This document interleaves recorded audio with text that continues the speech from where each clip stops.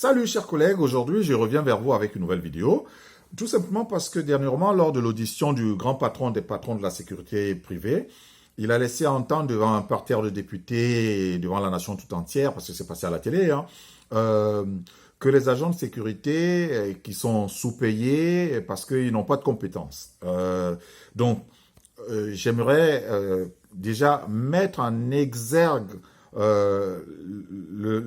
l'ensemble des compétences que les agents de sécurité peuvent avoir à acquérir au fur et à mesure de leur carrière, selon le secteur d'activité dans lequel ils évoluent. Et si on est affecté sur les sites sensibles, dans la grande distribution, dans la logistique, ainsi de suite, les compétences sont diverses et variées, elles ne sont pas les mêmes.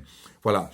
Déjà, d'abord, qu'est-ce que c'est qu'une compétence? Une compétence, c'est une connaissance acquise qui vous confère un savoir-faire et un savoir-être. C'est ça la compétence. Et étant donné que nous sommes dans un secteur de service, nous vendons nos compétences. Le service, c'est quoi? Le service, c'est tout simplement le temps que l'on confère à réaliser quelque chose moyennant un salaire. Voilà. Donc, nous avons donc des compétences qu'on va essayer de voir. Je prends aujourd'hui le secteur de la sûreté et la malveillance.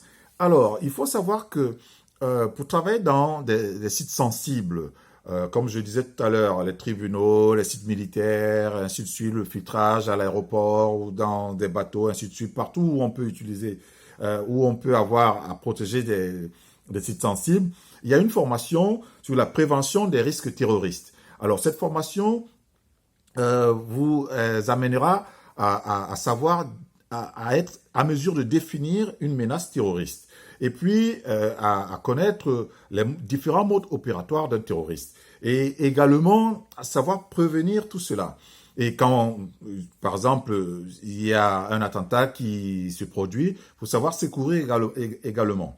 Voilà. Maintenant, après, on acquiert à travers des machines parce que sur les sites sensibles, il y a toujours des appareils qui vont avec. Par exemple, les appareils de technique radioscopique, parce qu'il y a une différence entre la radiographie et la radioscopie.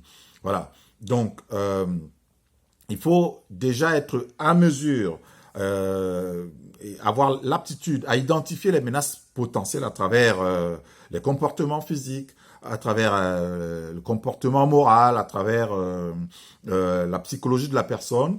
Et puis au niveau de la machine maintenant, savoir analyser, parce qu'il faut d'abord maîtriser l'outil que vous utilisez, savoir comment il est composé, et, que ce soit savoir décrire l'appareil, ce qui compose l'appareil à l'intérieur comme à l'extérieur, ainsi de suite.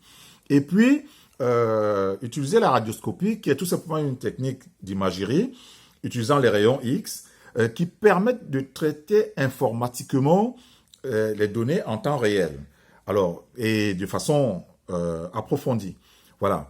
Donc, quand vous avez, par exemple, la maîtrise de cet appareil, vous allez apprendre également le protocole de l'analyse des images, la reconnaissance des objets usuels et non usuels. Il va falloir, par exemple, savoir faire la différence entre les matières organiques et les matières inorganiques. Vous devez acquérir l'aptitude à identifier les différents types d'armes potentiellement utilisables par des terroristes ou des personnes malveillantes.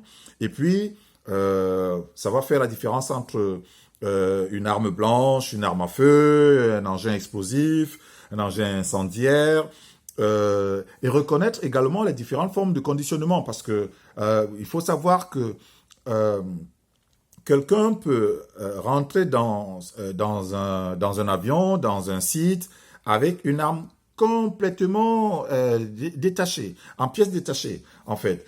Même la bombe, il faut savoir que si vous trouvez tel produit, il y a tel produit ou tel produit rassemblés qui peuvent former une bombe. Et donc, il faut savoir identifier cela. Et généralement, le sac est fermé, il a tout dans son sac, juste par le passage. Donc, et il faut donc reconnaître les armes par nature, les armes par destination, les armes par imitation, les instruments contondants, reconnaître ce que c'est que les EEI, les engins explosifs improvisés. Donc, il faut également aussi avoir la parfaite maîtrise de l'alphabet international. Donc, quand on veut appeler le nom de quelqu'un, si vous avez un terroriste en face de vous, vous voulez, par exemple, épeler son nom pour le décrire, il y a un alphabet à utiliser. Voilà aujourd'hui. Abonnez-vous, partagez massivement. Je reviendrai dans une prochaine vidéo avec de nouvelles compétences d'un autre secteur d'activité dans lequel évoluent les agents de sécurité. Merci.